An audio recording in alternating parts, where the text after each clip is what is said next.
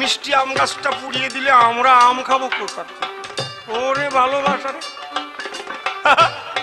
দেখেছেন ভালোবাসা, মিষ্টি আম গাছটা দিয়ে পোড়ানোর কথা এখন ভুলে গেল। হ্যাঁ, তাহলে কি করা যায়?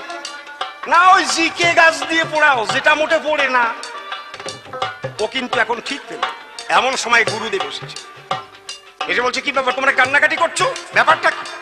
বলে আমাদের বাড়ির মালিক মারা গেছে, বলে একে আমি বাঁচিয়ে দিতে পারি, যে কোনো একটা জীবন আমাকে কেউ দিতে পারবে বলো? তার ছেলেকে বলছে তুমি দিতে পারবে? বলে আমি এখনো বিয়েই করি নাই, যে মারা গেছে মরে যাক। তার স্ত্রীকে বলছে তুমি দিতে পারবে? বলে দিতে পারতাম, কিন্তু নাতি ছেলেকে ছাড়া আমার তো ঘুম হয় না, এই জন্য বুড়ো মরে গেছে, চলেই যাক।